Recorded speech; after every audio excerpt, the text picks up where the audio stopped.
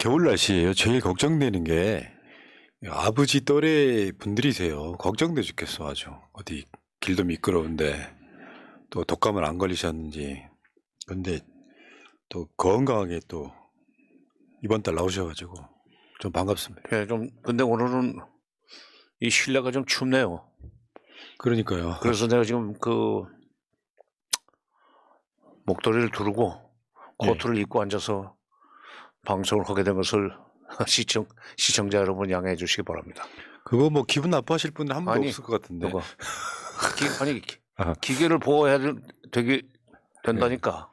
상당히 춥죠. 예. 예. 자, 알겠습니다. 시작할게요. 자, 월간 정세연 12호로 생방송으로 발행하겠습니다. 자, 이게 횟수로는 20회 되는 방송입니다. 자, 정세연 전 통일부 장관 나오셨습니다. 어서 오십시오. 예, 오랜만입니다. 네. 자, 건강하시죠? 근데 문제는. 예, 나는 건강해요. 예. 뭐 맨발 걷기도 했고 여러 달 동안. 요즘 내가 쑥뜸을 뜨기 때문에 쑥뜸이요? 일주일에 한 번씩. 한의원 가셔갖고 아니면 직접? 직접은 못하죠. 그 해주는 우리 통일부 출신 중에 이제 정년 퇴임한 뒤에 그걸 배워가지고 매주 수요일 날 오전에 그걸 해줘요. 나한테. 그 건강 유지 비결. 맨발 걷기도 하시고. 황토길 맨발 걷기, 그다음에 쑥뜸. 예. 근데 진짜 장관님은 제가 봤을 때 일단 정신 건강이 건강하시기 때문에 몸도 건강하신 게 아니냐 이런 생각을 해봤습니다.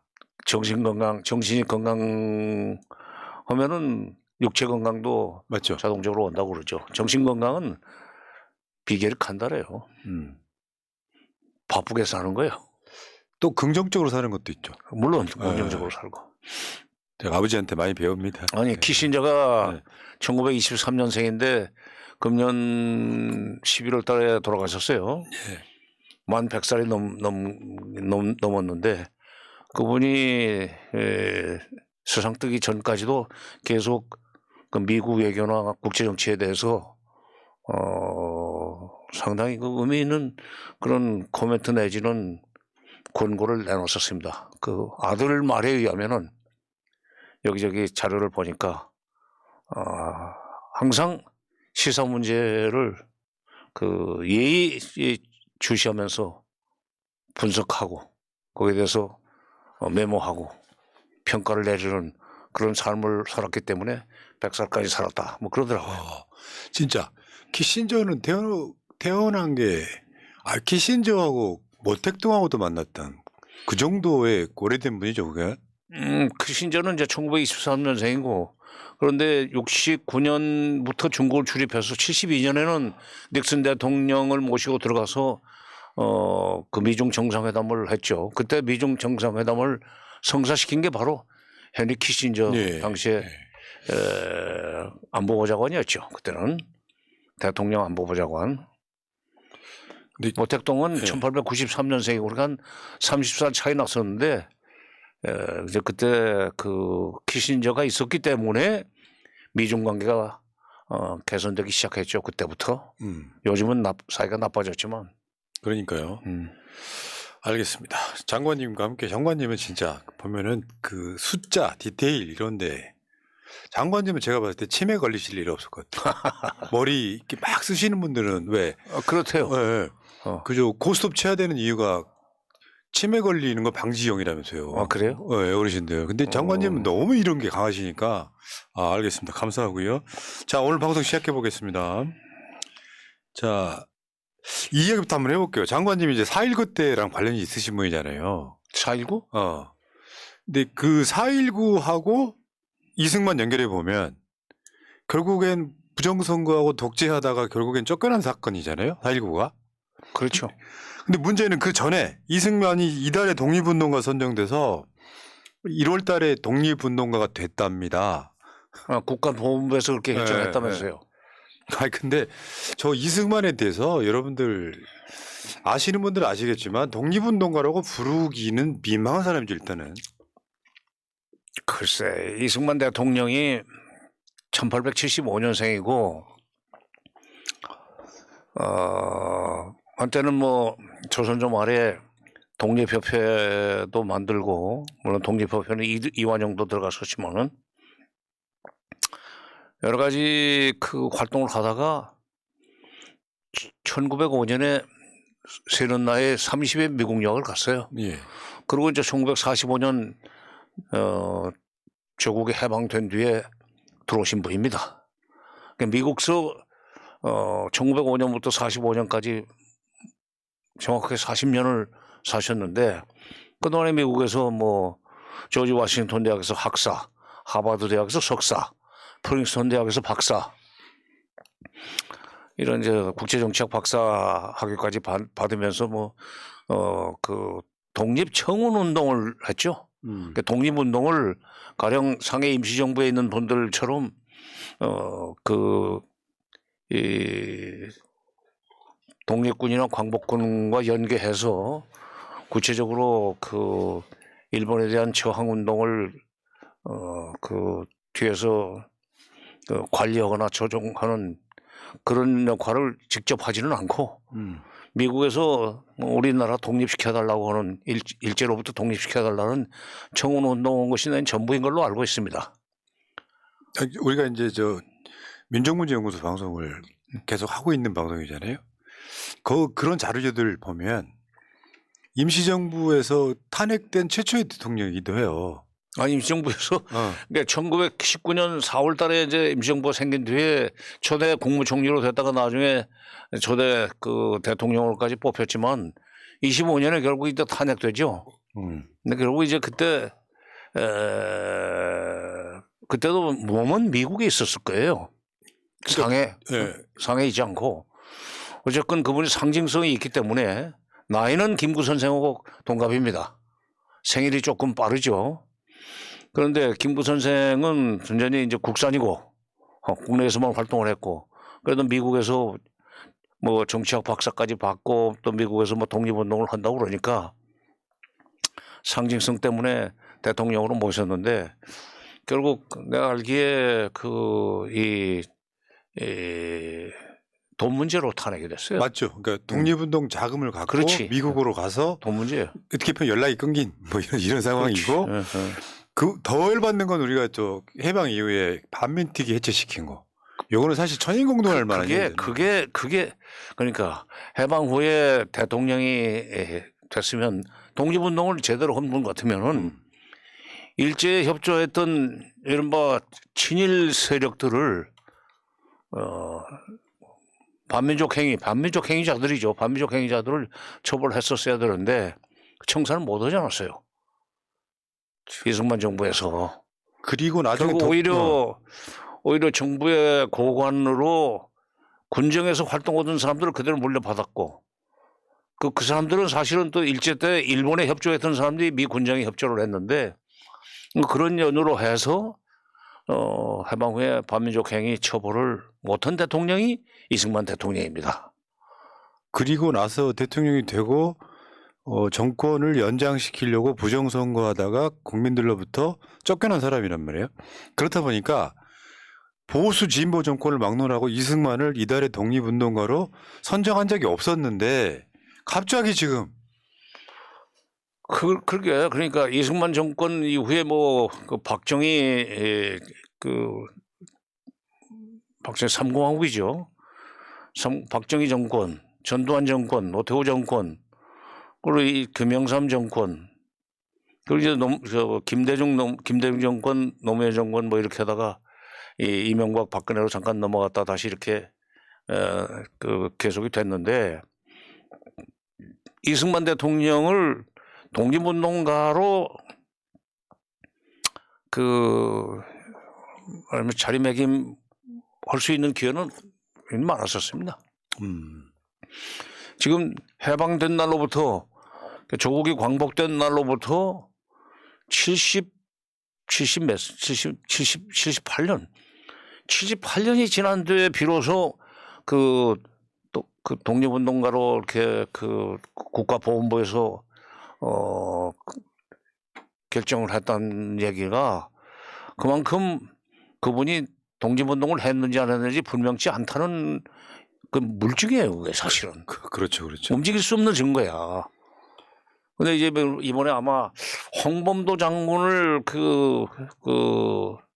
이 독립운동가의 그 반열에서 빼고 나니까 그걸 정당화시키기 위해서라도 이 이승만 대통령 같은 사람을 독립운동가로 다시 이렇게 말하면 추대를 해야 되는 그런 필요가 있었는지 모르죠.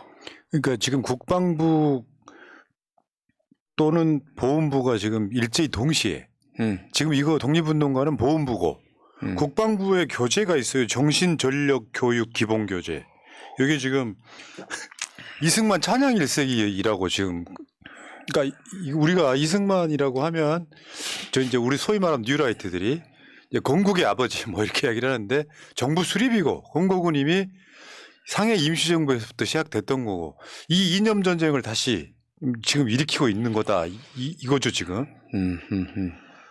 아니 왜 이승만이라고 하는 사람은 우리가 잘 알고 있지만 6.25 때 그러니까 뭐 저 그런 거 있잖아요. 홍범도가 독립운동한 건 맞지만 뭐 육사에 흉상이 있을 필요는 없다 같은 논리 이상하게 만들었단 말이에요. 근데 6.25 때 한강다리 폭파했던 사건이요. 저 사진은 뭐냐면은 한강다리를 폭파를 하는데 덜 폭파됐다고 해요. 그러니까 미군이 저기다가 저 비행기로 저거를 폭격을 해가지고 다리를 끊는 장면이에요, 저기. 그러니까 네. 인민군의 그 대통령은 다리 끊어지기 전에 내려갔고 네. 대전으로 해서 이제 도망가는 중이었었고 그러면서도 대전쯤에선가 아무 일도 없다는 듯이 뭐 다리가 끊어졌다는 얘기 같은 건 안 하고 뭐 3일 이내에 뭐 서울 탈환한다 뭐 끝난다 전쟁은 끝낸다 하는 식으로 방송까지 했다고 올 때다. 네. 내가 직접 듣지는 못했지만 나 그때 어려서 내가 45년생이고 6.25 전쟁 나던 해에는 새는 나이 6살밖에 안 됐기 때문에 네. 그리고 그때는 라디오가 귀에서 듣지는 못했는데 네. 기록에 보니까 그래요. 근데 사실은 대통령 내려갔기 때문에 한강을 건너서 남쪽으로 내려가고 있었기 때문에 인민군이 따라오지 못하도록 그 폭발을 한 거거든. 덜 이제 끊어진 부분을 미군이 또 폭파까지 했다. 그러고도 무슨 국민들을 위하는 대통령이라고 볼 수가 없기 때문에도 독립운동을 조금 했던 거 미국에서 독립청원이죠. 정확하게는. 하긴 무장투쟁도 아니고 또는 상해 임시정부에 있는 임정 요인들처럼 직접 현장에서 무장투쟁이라든지 광복군 독립군들하고 연계해서 일본을 좀 공격하는 행동을 직접 하지는 않고 그분 멀리 바다 건너 태평양 건너 미국에서 주로 이제 하와이에 계셨죠. 거기서 편하게 독립청원 운동을 했는데 독립청원 운동을 하려면 그것도 워싱턴에서 해야 되는 거 아니에요. 하와이에서 그걸 하면은 어느 누가 들어줍니까? 광야의 나팔 소리지. 그런데 그랬던 분이 이제 대통령이 됐어요. 그러니까 미국 유학을 했고 미국 박사이고 하다 보니까 미국에 그나마 그 당시에는 초창기에는 그래도 믿을 사람은 이승만밖에 없다고 그래서 밀어줬을 겁니다. 김구 선생은 어떻게 보면 좀 미국에 대해서 독립적이고 협조적이지 않다고 봤기 때문에 거기는 처음부터 눈에 들어가지 않았고 이승만은 본인이 노력을 한 것도 있지만은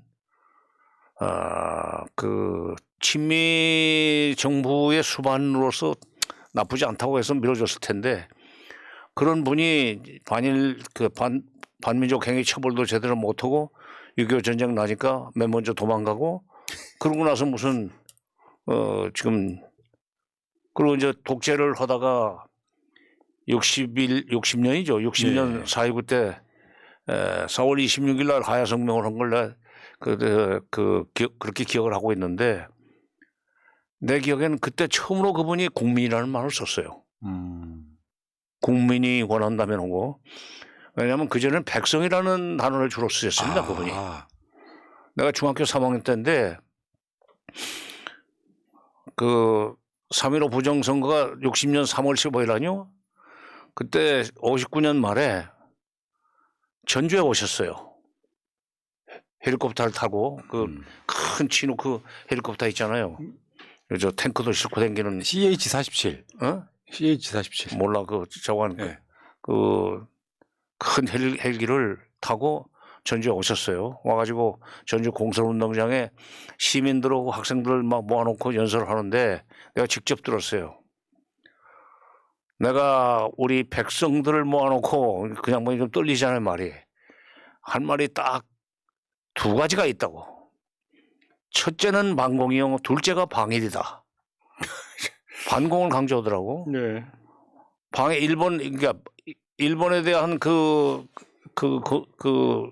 말하자면 그 적대 의식이라고 그럴까 그 반일 감정은 그렇게 높지 않았던 것 같아요, 그분은.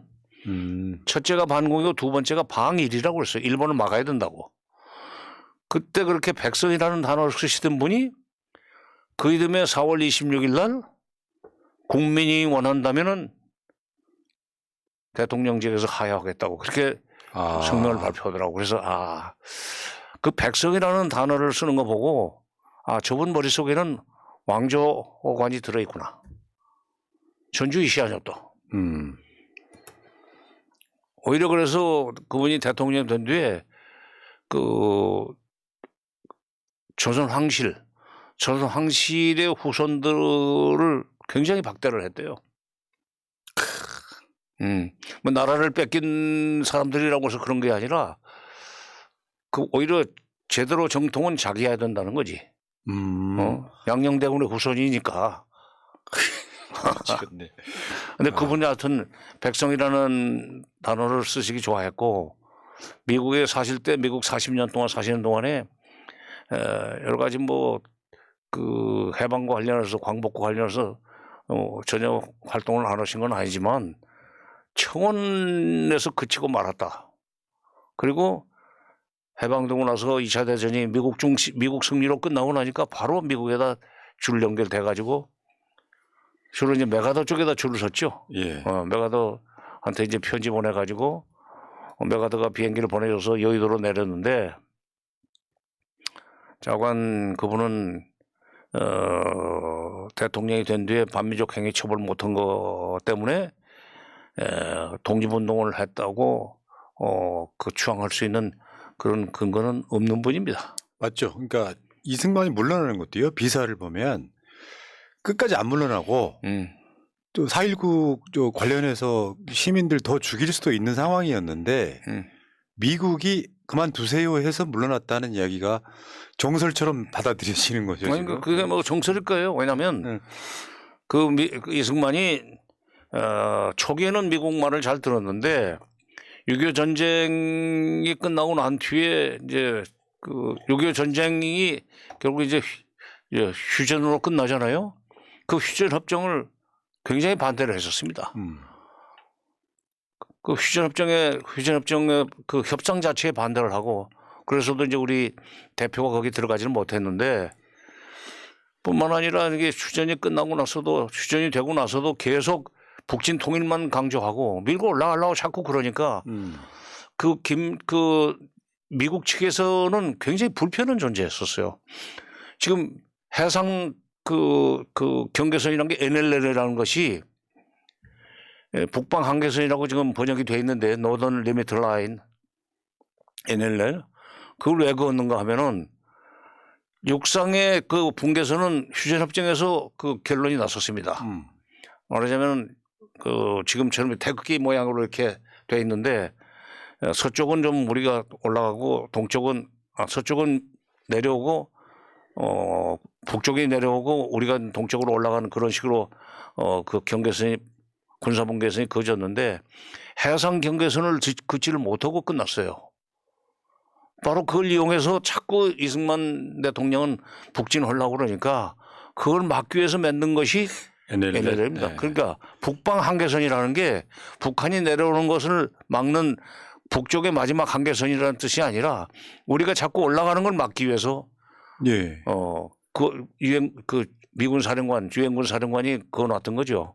그만큼 정권 말에는 이승만 대통령이 미국을 좀 피곤하게 했어요.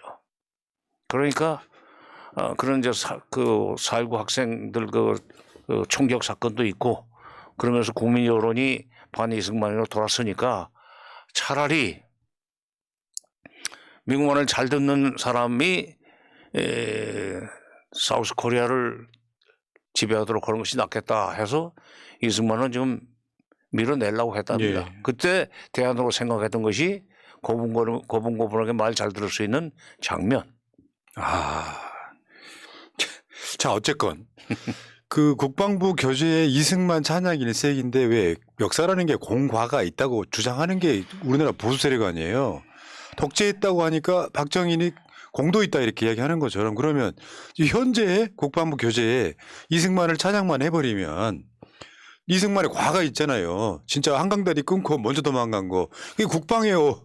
그러니까 이거는 진짜 확실한 이념 전쟁을 일부러 도발하는 것 같다 이런 생각이 듭니다. 아, 근데 그 교재는 지금 중고등학교 교재도 그렇고 국방백서도 그렇고 그게 한 5년마다 한 번씩 저 개편할 겁니다. 그래서 지금 2018년 문재인 정부 때 국방백서를 발간하고 지금 금년 5년째인 금년에 연말에 그 발간을 했을 텐데 지금 윤석열 정부가 반공을 분명히 반공이에요.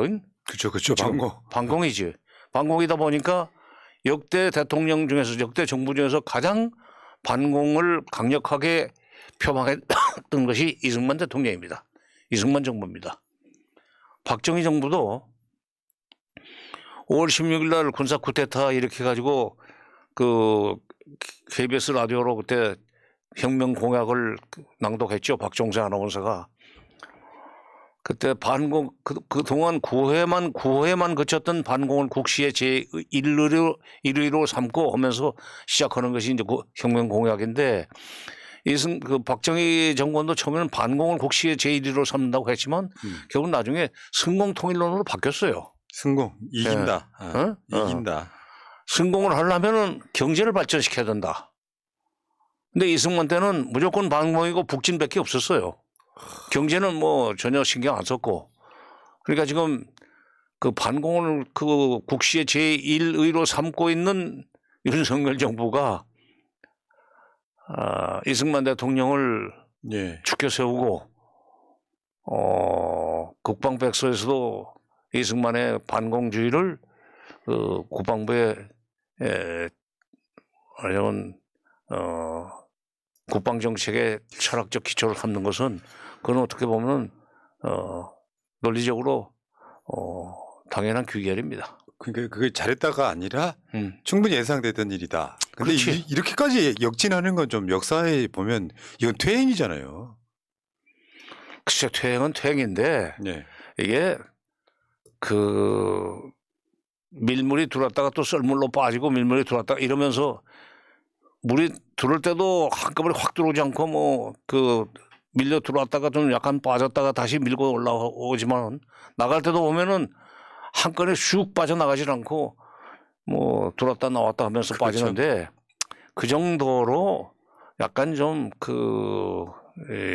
뭐랄까 퇴행 그 자체라 하기보다는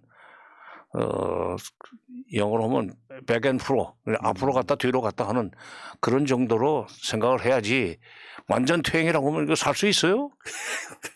우리가 정신승리하자 이거죠, 장관님. 자, 근데 이야기를 좀 진전시켜 볼게요. 군 정신교육 교재가 북한 추종 세력이 내부에 위협이 되고 있다. 이거 그럼 난 그 얘기를 하는 걸 보고 네. 그럼 국정원은 뭐 했어 그동안에? 아니 그 국방부 장관이 그런 얘기 했다면서요? 국가정보원은 그러면 어떻게 된 거야? 국가정보원이 원래 그게 그 북한의 대남 공작이라든가 이런 것을 막는 것을 첫 번째 그 과업으로 삼고 시작한 거 아닙니까? 중앙정보부가. 거기서 말하는 정보는 대공정보지. 그러니까 북한의 동향도 예의주시하지만은 그들의 지령을 받고 움직인다고 생각되는 남쪽의 무슨 뭐 세력도 뭐 그 잡아내는 것이 중앙정보부에 있었습니다. 근데 이제 그 박정희 정부 때는 그걸 국내 정치의 이제 그 수단으로 썼던 그 패단이 있었지만은 뭐야? 말씀하세요. 예. 신호 주는 거예요, 우리 PD한테. 나는 또 고무 호수 돌리는 줄 알았지. 근데 신원식 장관 그 발언하는 걸 보면서 야, 저 국가정보원 저 말 듣고 가만히 있나? 국가정보원이 아무것도 안 했고 여기서 간첩이 돌아다니는 것을 그 방기했다는 얘기 안 되는 거 아닙니까? 예. 그 대통령은 그러면 그런 얘기를 듣고 국가정보원장을 불러가지고 혼을 내야 될 거 아니야. 국방부가 그러는데 지금 간첩이 있다는데 너희들 뭐 했느냐. 그렇게 방대한 조직, 방대한 재산 줘가면서 엄청난 권한을 줬는데 간첩이 여기서 지금 활동을 시켜놔도 그 말을 그렇게 예. 자가당착적인 발언을 해. 이게 요게 너무 좀 아니 그리고 예. 그 윤석열 대통령도 뭐 어디 연설인가 보니까 뭐 추종 세력이 안에 많다면서 남쪽에. 그 잡아야지. 국가정보는 모르는 거예요. 아니 장관님 그러니까 이런 거예요. 소위 말하면 윤석열을 지지하는 사람들은 민주당이나 우리 같은 시민들을 빨갱이라고 이야기하잖아요. 김대중, 노무현, 문재인 정부도 빨갱이 정부라고 이야기하잖아요. 근데 국방부 교재에 북한 추종 세력이라고 말하는 게 우리를 말하는 거예요. 요거를 그러면 국가는 뭐 저 우리나라 보수 세력만 지킨답니까? 그게 아니고 북한과 사이좋게 지내자.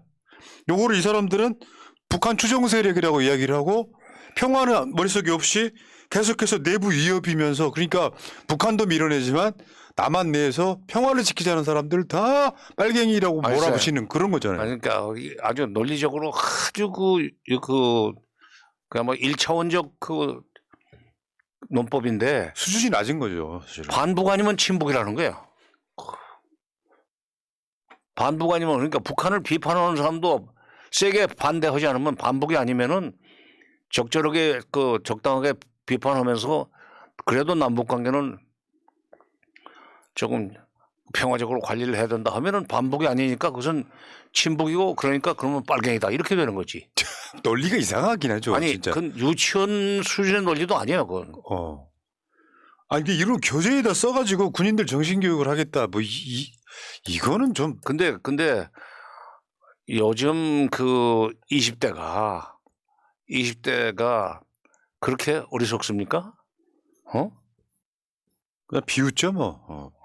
웃을 거요. 그러나 이제 그 군에 있는 동안은 속으로는 다 알면서도 그 따라서 읊어댈 수밖에 없지만은 제대하면 끝이지. 제가 군대에 있을 때 정신교육이랑 수준이 똑같아진 거예요. 그냥 무조건 빨갱이라고 그러고 북한은 주적이라고 그러고 이거 있잖아요. 시대가 바뀌어서 지금 통일 찬성하는 사람 많지 않습니다. 북한과 친하게 지내서 한반도가 섬도 좀 탈피해보고 한반도의 이익을, 그러니까 대한민국의 이익을 위해서 좀 이렇게 평화롭게 지내자 이 목적이잖아요. 현실은 지금은. 그러니까 지금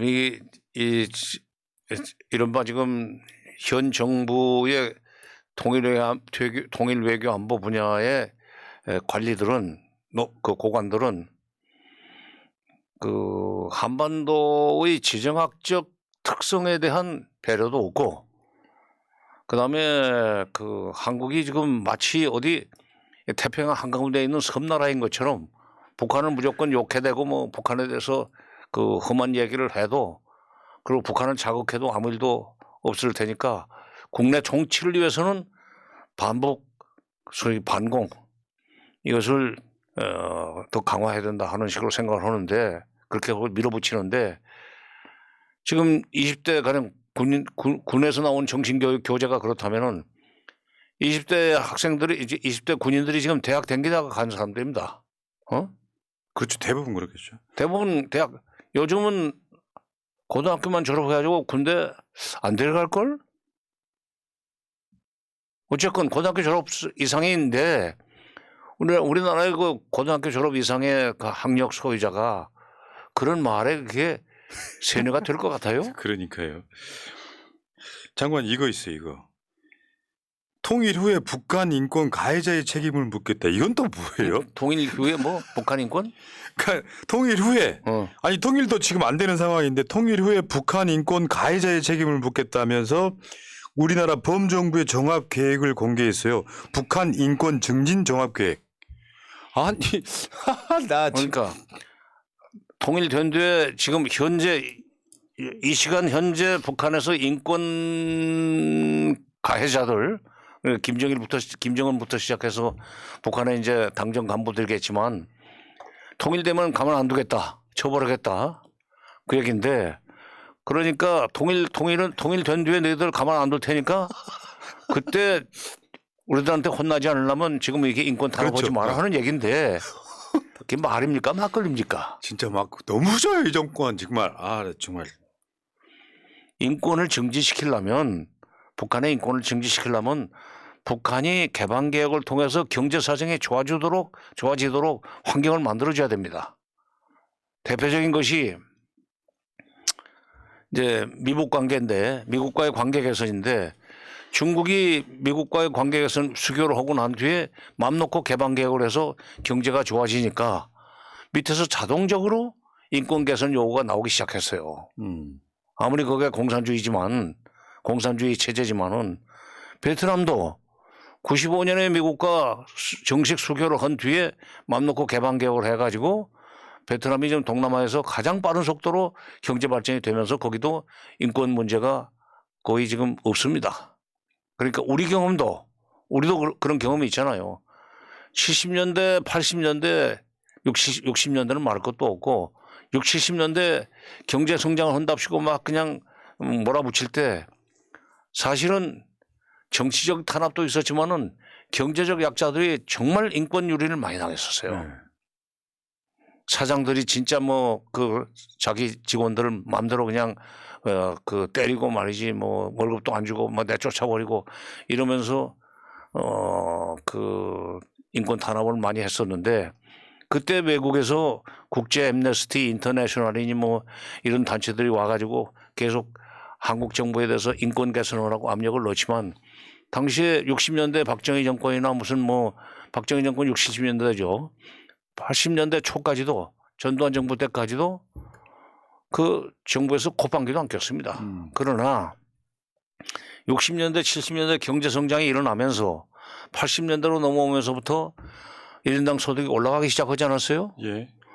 그런데 결국 87년에 소위 그 6.29 선언을 끌어냈는데 그때부터 이제 인권이라는 걸 정부가 더 이상 이제 그 탄압할 수 없는 그런 상황이 됐죠. 경제 수준이 올라가니까. 그러니까 국민들의 인권에 대한 의식은 경제 사정이 좋아지고 1인당 소득이 올라가야만 인권에 대한 의식도 올라가는 겁니다. 그러면서 그걸 정부의 자동적으로 요구를 할 수밖에 없고 그걸 들어주지 않으면은 정권이 쫓겨날 가능성이 있기 때문에 그 굴복할 수밖에 없는 환경이 생겨나는 거예요. 그러니까 우리나라의 인권이 60년대는 없었지만 80년대 와서 비로소 인권 개념이 그 국민들 머릿속에 자리를 잡기 시작했다는 소위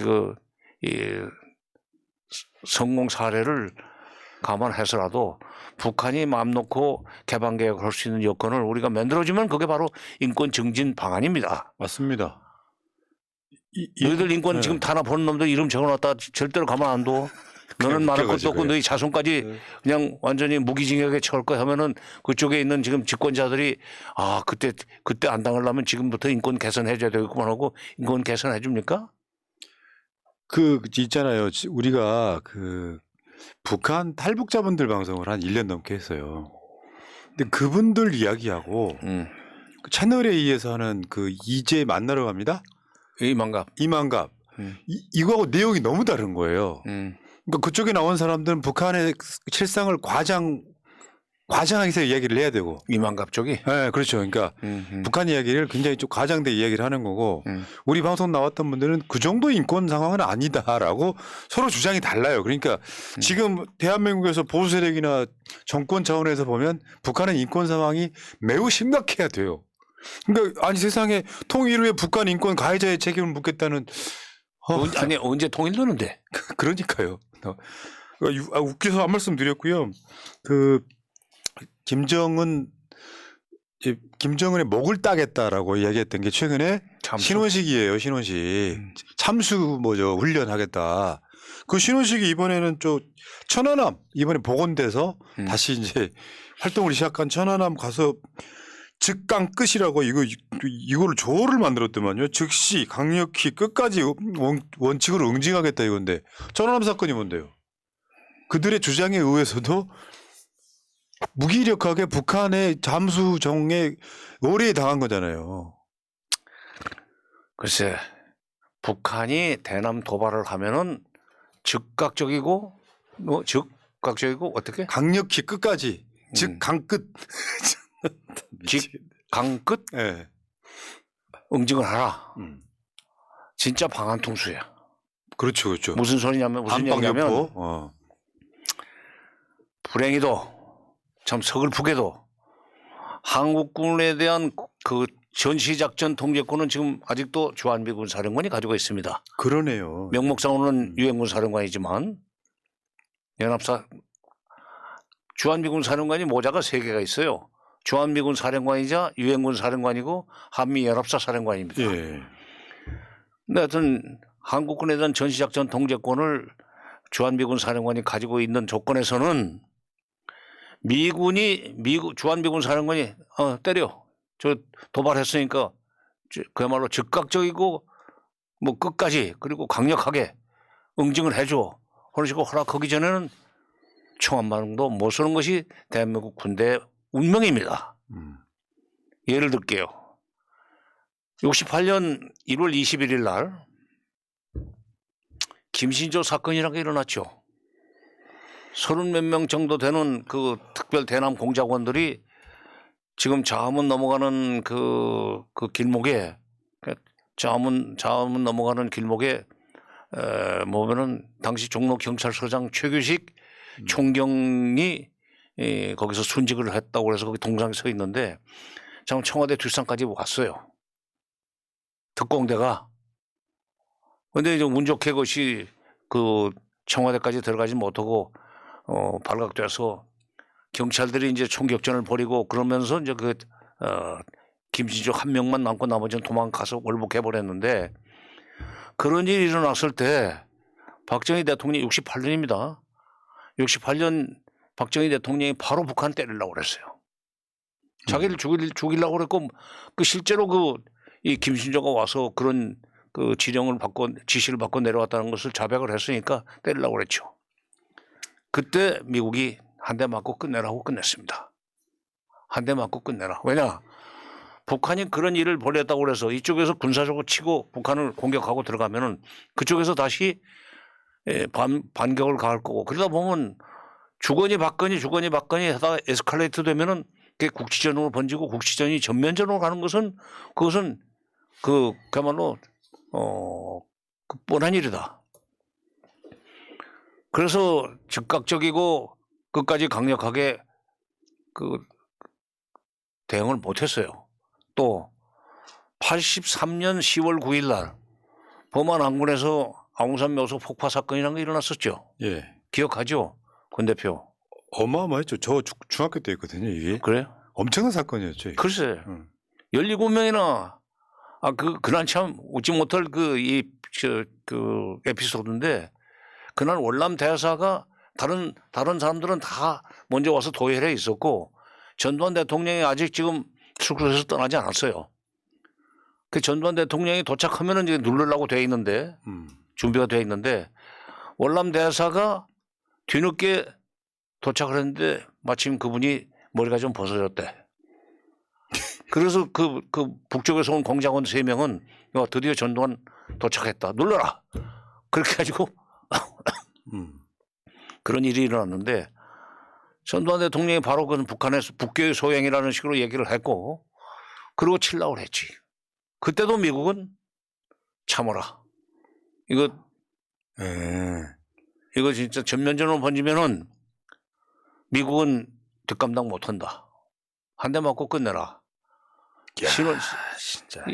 신원식 장관은 그걸 알고 있는 건 모르고 있으면서도 큰 소리 치는 거야. 뭐저 붕짜자 장관이 뭘 알겠어요. 뭐 문재인 대통령 먹다고 근데 김정은 그게 먹다고. 원래 그 궁짝인데 어떻게 그 붕짜자로 바꿨어? 역시 우리 장관님의 디테일 훌륭하십니다.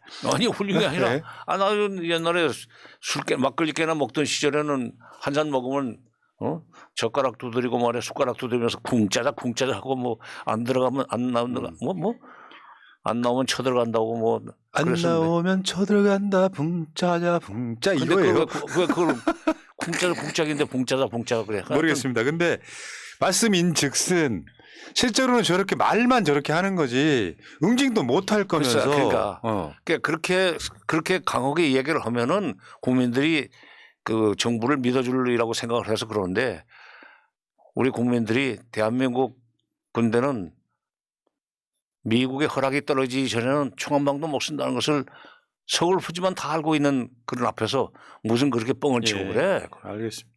전쟁도요. 최근에 저 도봉구 아파트 화재 같은 거 나면은 불나고 사람들이 돌아가시고 이런 과정을 겪잖아요. 정말 작은 불 하나가 났어도. 전쟁 나면 어떻게 이 뒷감당 어떻게 하려고 그러냐. 최근에 이제 우리가 걱정하는 게 지금 윤석열 정권에 대한 심판 여론 때문에 총선이 굉장히 어렵다는 이야기 속에 계속해서 우리가 걱정하는 게 국지전 또는 거기에 화답하는 뭐 북한의 핵실험 이런 것들이 대대적으로 일어나지 않을까 이런 걱정을 하거든요. 그래서 지금. 이제 그렇게 이제 그야말로 최악의 시나리오를 생각하는 양반들이 많이 있더라고요. 일반 이제 전문가들이라는 사람들을 이제 그런 얘기를 많이 하는데 나는 좀 다른 생각을 가지고 있습니다. 북한 바보 아니에요. 이쪽에서 북한을 자극을 해가지고 그야말로 총소리가 나도록 유도하고 싶은 생각이 굴뚝 같을 겁니다, 아마. 그렇게 해서 총선 직전에 보수 결집이 일어나면은 이 지금 무슨 국민의힘이 국회 다수당이 될 수 있다는 그런 생각을 할 텐데 그리고 그런 유혹을 받을 텐데 지금 그 북한으로서는 윤석열 정부의 그런 이 머릿속에 다 그런 머릿속에 그런 그 생각이 움직이고 있다는 것을 다 읽고 있기 때문에 거기에 호응을 안 해줄 거예요. 그렇게 해서 윤석열 정권이 그야말로 총선에서 그 승리를 하고 그렇게 되면 더욱 이제 대북 강경론이 나올 텐데 그렇게 되면 사실 대북 강경 정책이 강화되면은 북한도 참 피곤합니다. 그렇겠네요. 북한이 가지고 있는 경제력이라는 게 한계가 있는데 군사 쪽에 써야 될 것이 더 많아진단 말이에요. 그렇게 되면 인민경제는 돌볼 여유가 없어지는 거 아니에요? 그러니까 그렇게 말려들지 않을 거예요. 그런데다가 지금 미국 대통령 선거가 지금 11월 달에 있는데 지금 뭐 콜로라도에서 그 대법원에서 그 트럼프가 선거에 대통령에 출마할 수 없다는 결론을 내렸다고 그러지만 연방법원에서는 다른 결론을 낼 거라는 거죠. 연방법원의 대법관들은 그 친 트럼프가 많답니다. 보수 성향의 대법관들이 많대요. 연방 대법원에서 할 수 있다 하면 트럼프는 아무 그 거리낌 없이 대선에 나갈 수 있고 그렇게 해서 오히려 노이즈 마케팅을 통해서 이름이 더 알려지면은 뭐 이름이야 다 알고 있지만은 인기가 더 올라가고 바이든을 이길 수 있는 가능성은 점점 더 높아지는 거죠. 그러면 트럼프는 지금 뭐라고 그러냐면은 김정은에 대해서 자기는 김정은과 친하다. 그리고 내가 대통령이 되면 핵과 미사일을 가지고 있는 김정은을 만나서 핵과 미사일을 가지고 있는 김정은을 만나겠다고 그랬어요. 그러니까 비핵화가 아니야. 북한의 핵 보유를 기정사실로 한 토대 위에서 그들과 대화할 수 있다는 그런 메시지를 이미 내보냈다고. 뭐 포리티코에서 이제 그렇게 그 포리티코라는 잡지에서 그렇게 얘기를 기사화했다고 그러니까 그건 아니라고 잡아댔다고 그러지만 이미 트럼프는 그런 뉘앙스의 발언을 이미 했습니다. 그리고 선거를 앞두고 이제 그건 치고 빠지는 식으로 부인을 하고 있지만 트럼프는 지금 우크라이나 전쟁도 자기가 대통령 되면 바로 끝내겠다고 그랬고 북한에 대해서도 핵 보유를 일단 인정한 뒤에 핵 비확산 협상을 시작하려고 할 거예요. 그렇게 되면은 북한은 헌법에 명시된 핵 보유를 트럼프가 인정해준 그런 토대 위에서 앞으로 국제적으로 위상이 높아질 수 있다고 생각하기 때문에 그런 행운의 시간이 다가오고 있는데 윤석열 정권의 대북 자극에 그런 충동질에 자극을 받아가지고 그 일을 망칠 그런 바보들은 아니에요. 그러면 윤석열 정권 차원에서 북한에게 도발하는 이런 상황은 없을까요? 응? 윤석열 정권에서 윤석열 정권은 북한을 계속 자극하는 거죠. 아니 그러니까 자꾸 그 자극을 해서 그쪽에서 총을 쏘게 만들겠죠. 쏘게 만들고 이쪽에서 그러면 또 응수하고 하는 걸 그 식으로 해가지고 오고 주거니 받거니 하다 보면은 조금은 확전이 될 수 있는데 문제는 비무장지대 안에서나 NLL 선상에서 총소리가 나고 뭐 오선 납포가 일어난다 할지라도 그것이 국지전으로 소위 번지지만 않으면 되는 거 아니에요. 그리고 국지전으로 번지지 않도록 국지전으로까지 번지지 않도록 북한도 그 상황 관리를 할 거다 이거. 왜냐하면은 불과 한 7, 8개월만 잘 참으면은 트럼프를 만날 수 있는데 트럼프를 만날 수 없는 그런 상황을 만들겠냐 이거야. 트럼프를 만날 수 있는데 이쪽에 구세주 중단됐던 북미 대화의 시작. 아니 그뿐만 아니라 이제 핵 보유국으로서 국제 정치적으로 인정을 받는 그런 상황이 내년 1월 달부터 시작이 될 테니까 그거를 다 먹은 밥에 코 흘리는 식으로 그렇게 망치겠어요?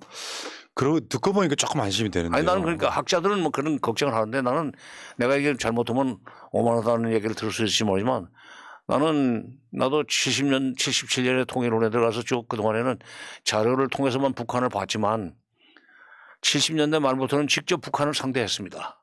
이렇게 그렇죠. 80년대도 이제 북한 상대하고 뭐 90년대 뭐 그 회담도 많이 나갔었고 또 통일부 차관 장관 시절에 평양도 많이 갔었고 그런데 그 북쪽 사람들하고 이렇게 쭉 뭐랄까 뭐 상종을 한다는 표현을 쓴 게 제일 적절하겠는데 하다 보니까 북쪽 사람들이 말은 세게 하는데 행동은 그렇지 않는. 그 사람들이 잘 쓰는 말이 있어요.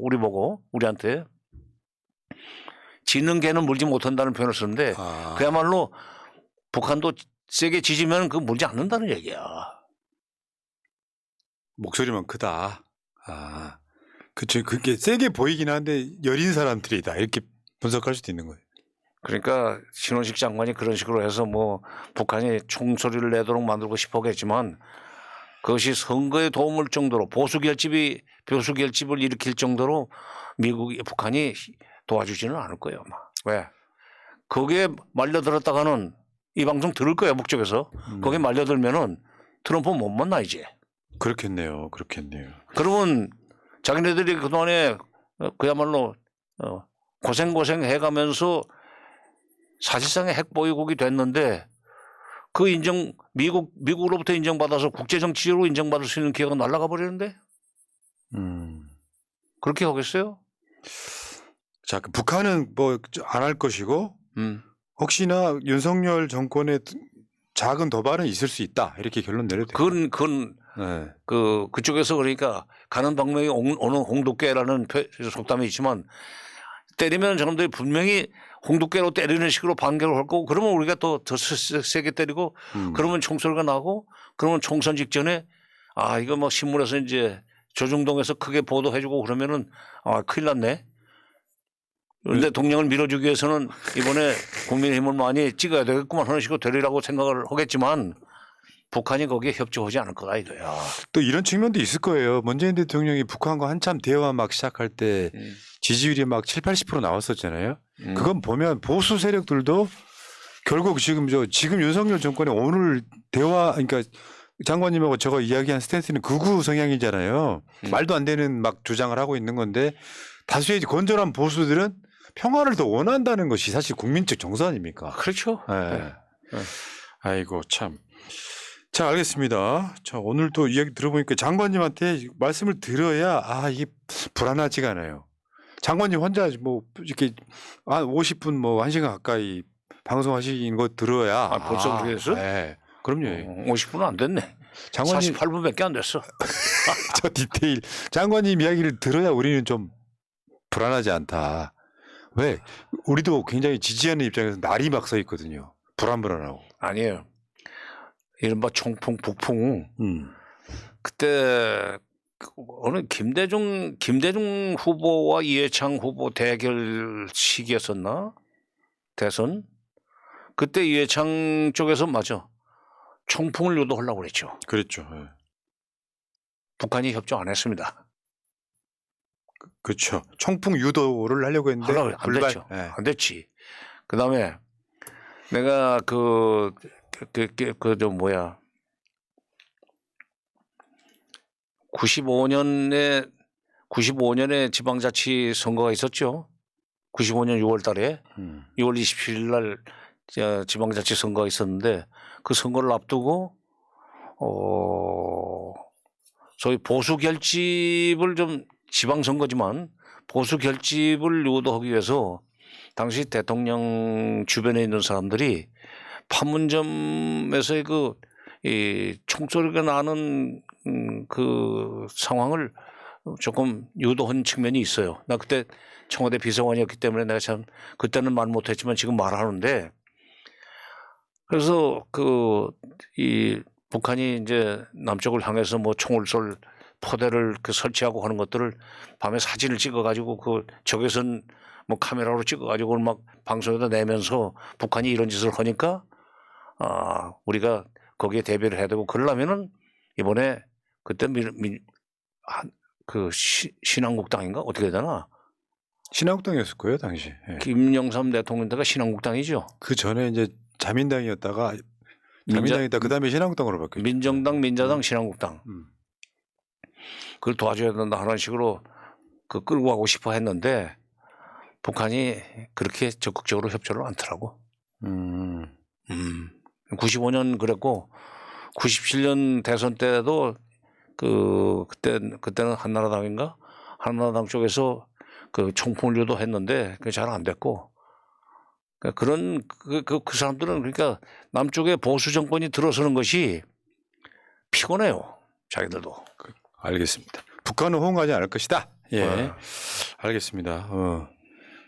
제발 이거 좀 북한이 좀 내 얘기 좀 들었으면 좋겠네. 그러니까요. 지금 아마 대한민국에서 통일 정책 등에 있어서는 최고의 전문가시기 때문에. 아니 예? 가나다에 있는 교포학자가 북한 가가지고 이제 자기 논문 쓰는데 북한에 무슨 통일 관련 남북관계 관련 전문가들을 만나서 얘기를 할 때 남쪽에서 이제 정모를 만나고 왔다고 그랬대요. 인터뷰도 많이 땄다. 그러면서 당신네도 좀 좋은 얘기를 많이 해달라 그러니까 그쪽에서 그러더래. 우리가 인터넷을 통해서 인터넷이라고 그래. 인터넷을 통해서 정세현 장관 선생 언행을 면밀히 유심히 관찰하고 있는데 어떨 때 보면 그 사람은 우리 머릿속에 들어왔다 나간 사람처럼 말한단 말입니다. 그 말씀이셨군요. 어? 보고 있을 수도 있죠. 인터넷들을 통해서. 그러니까 이것도 좀 봤으면 좋겠어. 예, 알겠습니다. 그리고 이쪽에서 유도를 해도 호응하지 말라고. 예. 또 이거 이렇게 되면 북쪽과 내통한다는 소리 듣겠다. 내통은 뭐 자기들이 보고 참고하는 건데. 아니. 진짜. 지금 국내 아메리카는 간접들이 많다면서. 예. 우리는 평화를 원하는 것 뿐이고요. 저는 개인적으로 북한이 핵 개발하고 이런. 그러니까 이쪽 지금 그런 1차원적으로 이렇게 강하게 밀어붙이면은 저쪽에서 총을 쏠 거다. 그렇게 되면 보수 결집이 일어난다는 것은 그야말로 덧셈 뺄셈밖에 아니야. 이건 남북 관계는 다차원 연립방정식입니다. 그렇죠. 자, 장관님. 자, 이제 올해 마지막 방송이에요. 올해. 예. 내년이면 장관님 이제 나이도 한국 나이로는 앞 글자가 바뀌는 해잖아요. 이제 나는 80인 줄 알았는데. 예. 윤석열 정부가 들어서서 만 나이로 하란다면서. 아니 한국 나이로 하면은. 한국 나이로 하면 내가 내년에 8순이죠. 그러니까.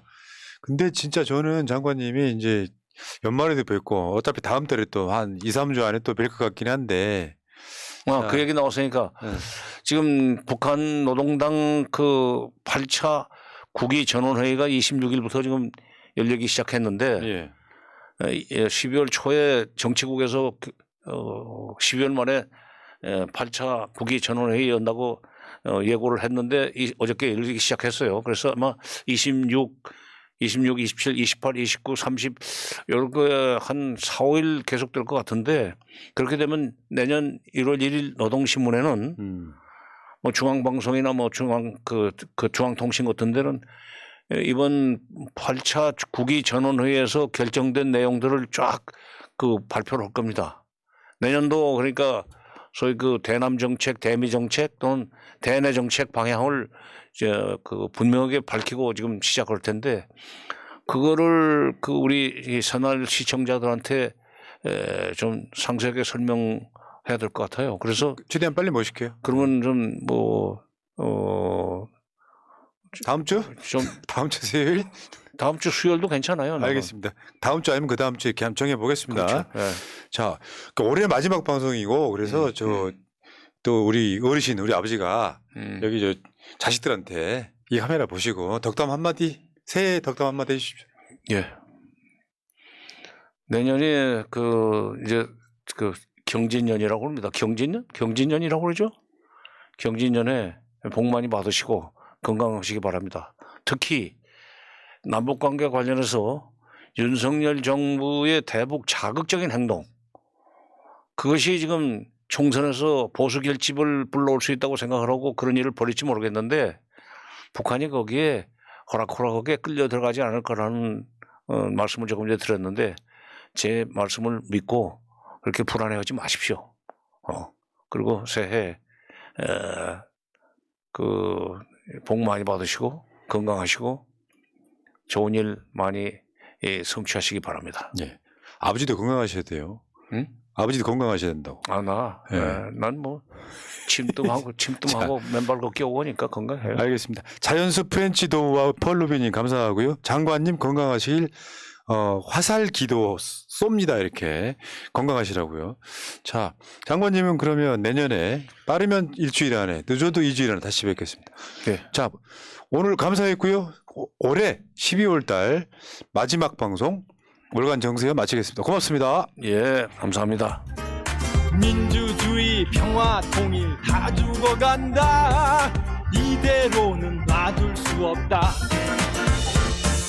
자 다시 한번 해보는 거야 자 다시 한번 싸우는 거야 자 손 맞잡고 어깨를 걸고 우리 함께 이기는 거야 자 다시 한번 해보는 거야 자 다시 한번 싸우는 거야 자 손 맞잡고 어깨를 걸고 우리 함께 이기는 거야 자 다시 한번 해보는 거야 자 다시 한번 싸우는 거야 자 손 맞잡고 어깨를 걸고 우리 함께 이기는 거야 자 다시 한번 해보는 거야 자 다시 한번 싸우는 거야 자 손 맞잡고 어깨를 걸고